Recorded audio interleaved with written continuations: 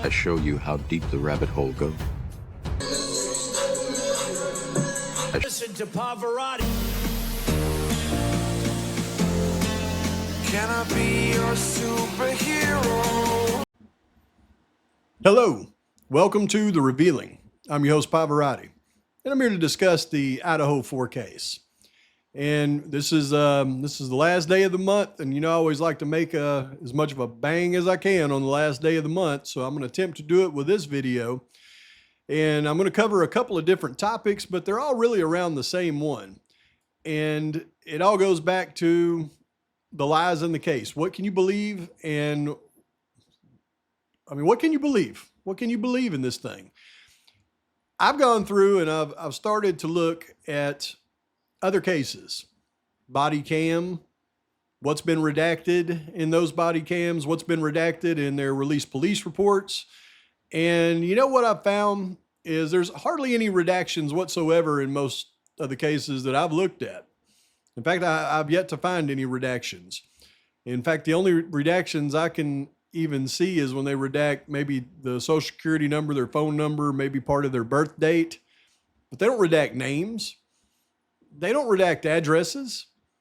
They don't redact the witnesses in police reports that they're taking statements from. They don't redact people's names in body cams. They certainly don't redact their face and everything else. So what is going on in this case?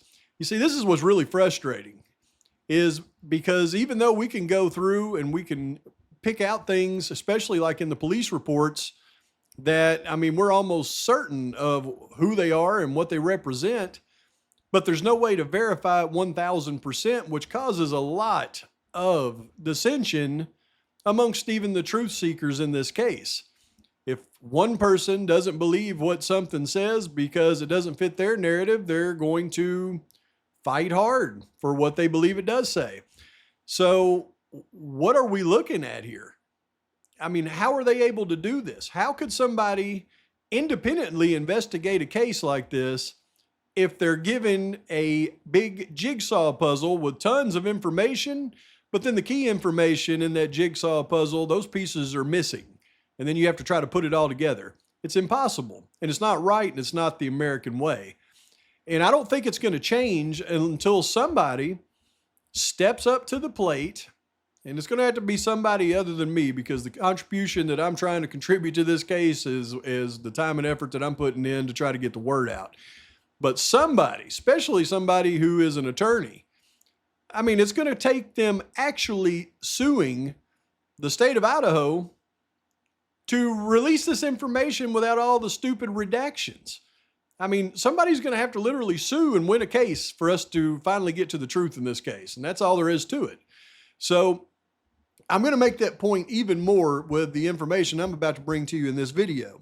As I read the comments on the video that I put out yesterday, there's several people that seen and heard the exact same things that I did, and they picked up on the same things that I did. Because I remember the video of Bethany giving her statement and what she said as far as which bedroom was hers. And then when you listen to what Hunter said in his statement with Mallory, it pretty much backs up what we figured out that Bethany was trying to say. And that is that the room at the bottom of the stairs to the right that we thought was the unoccupied room was actually Bethany's room. That's where Bethany and Dylan were all night. I wouldn't want to believe it is, but when I listen to the words that they say, there's no other way that I can put it together. So we're going to take a look at what I'm talking about in this, and I'll let you decide for yourself. And then the question that I really have is, why do we all believe that? I got mom's visiting. She brought the pup. He is absolutely going at it in there. So sorry about that. But how do we all know, or are we so certain that Bethany's room was the bottom floor on the other side? Where did this information come from? Who gave us that information? Is it in the court dockets? Is it in the court record? I've gone back through and I've tried to see if there was anything in the court record that showed that that was Bethany's room on the left side of the house. And I can't really find anything. In fact, the only thing I can find is her room was on the bottom floor. And Ann Taylor even mentioned that if Dylan went down to the bottom floor to Bethany's room, she's right by the front door.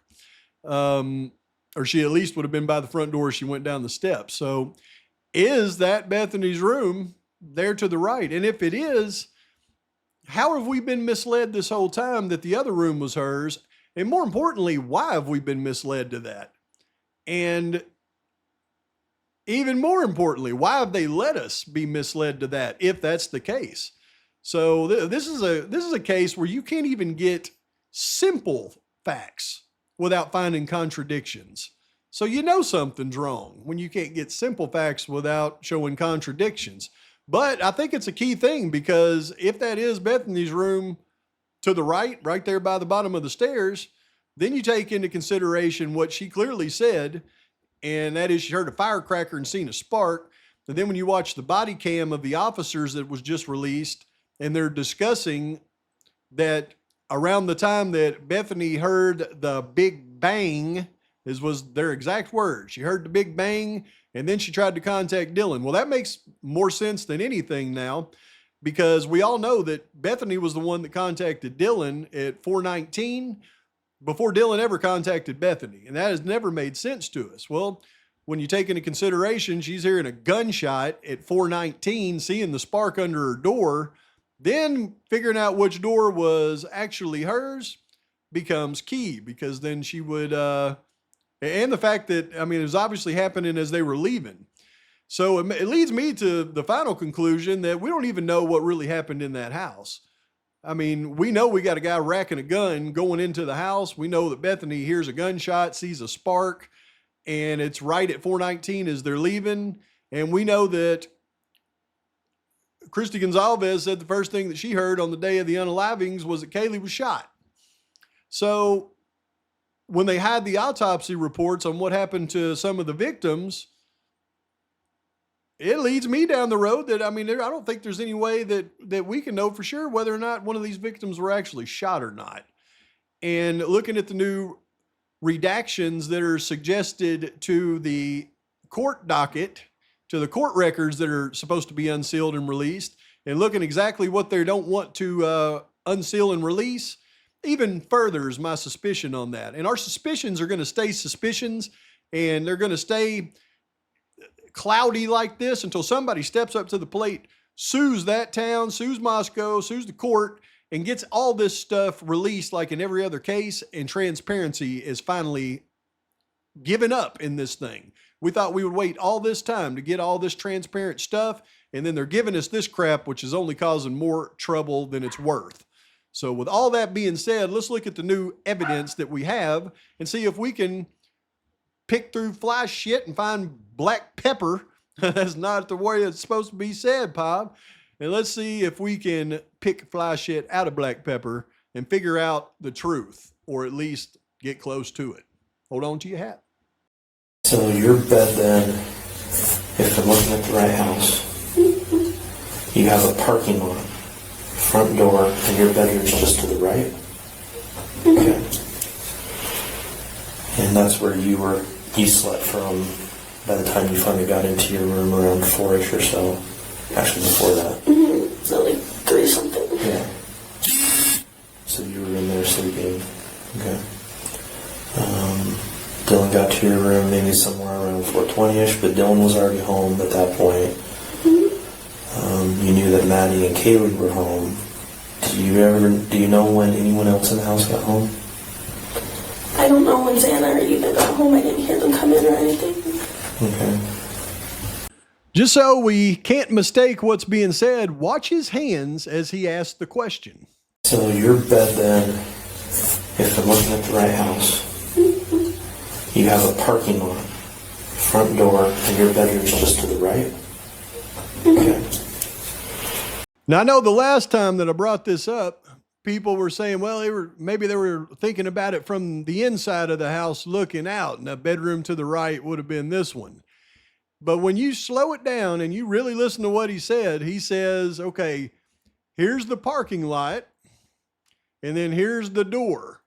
So he's obviously clarifying you're looking at the house from the parking lot, not from inside the house looking out, because he goes in this order. Here's the parking lot, here's the door, and your bedroom is to the right. And she says yes. I mean, there can be no mistake. They're talking about this room right here. In my humble opinion, I don't know how you could take it any other way.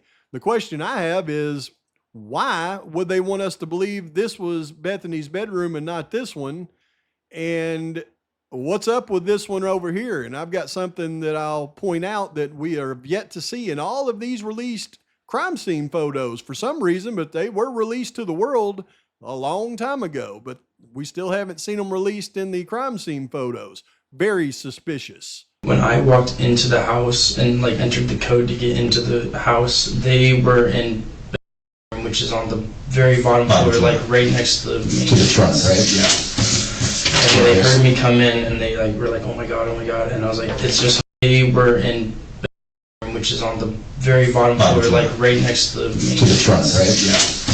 So your bed then, if I'm looking at the right house, you have a parking lot, front door, and your bedroom's just to the right? Okay. They were in the room, which is on the very bottom floor, like right next to the main front, right? Yeah.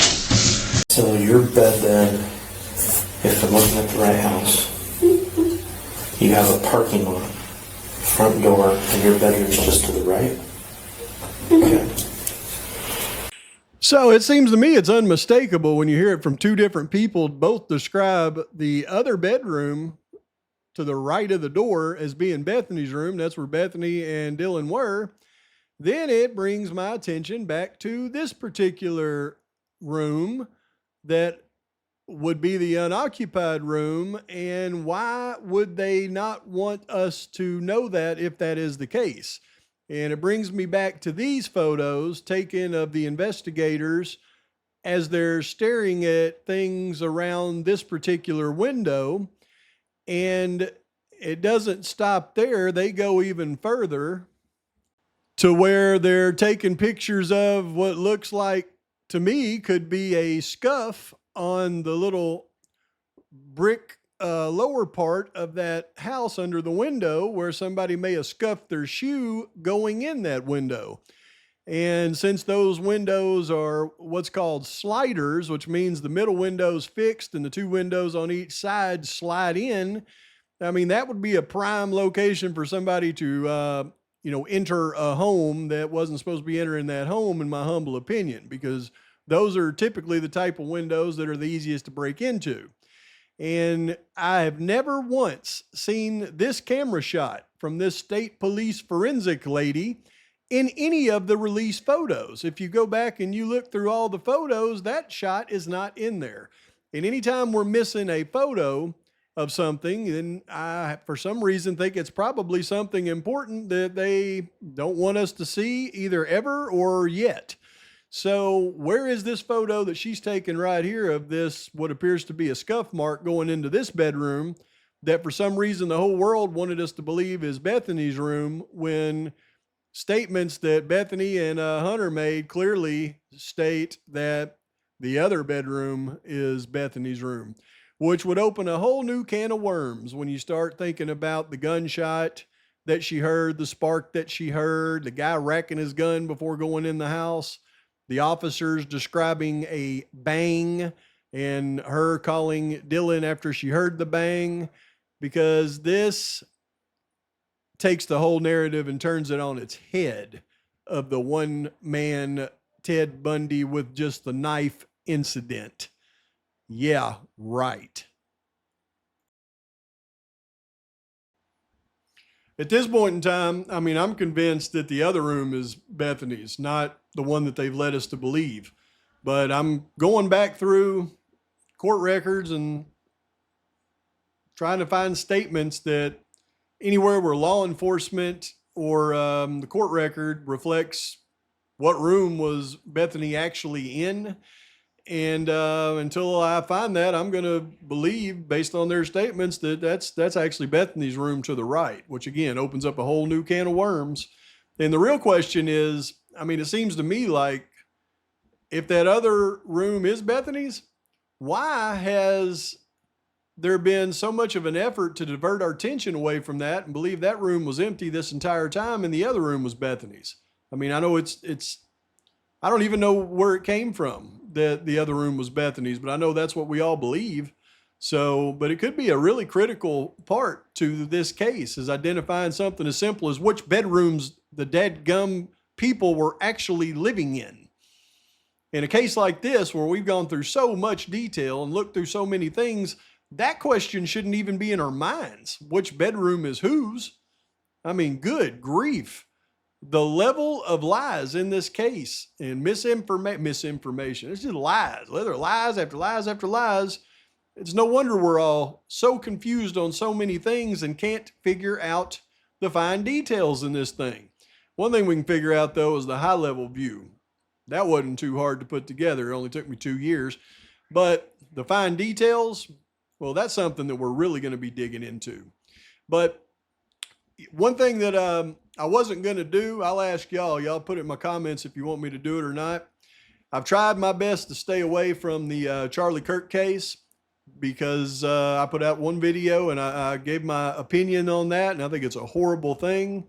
And the person that did that, I think, needs to fry. But in keeping with, everything that we're fighting for and we believe in, that everybody gets a fair shake, I have not looked at anything around the Charlie Kirk case. I have not even clicked on a video. I've seen thumbnails, that's it. But I know that they have released the probable cause affidavit for it, and I haven't read it yet. And I wanted to get y'all's opinion, because y'all are my audience. I'm not really, too fond of bringing in a bunch of new subscribers. So if y'all wanted to hear it, I would go through the probable cause affidavit. I mean, without looking at it first, go through it live with y'all, not live, but the way I do it, and see if there's any discrepancies around who they have charged for this based on the probable cause affidavit. So let me know in the comments if you want me to do that or not. And based on y'all's response, I'll either do it or not. But in the meantime, please like and subscribe to the channel. Post your comments, thoughts, criticisms. And until next time, Pavarotti is out. Until I walk away.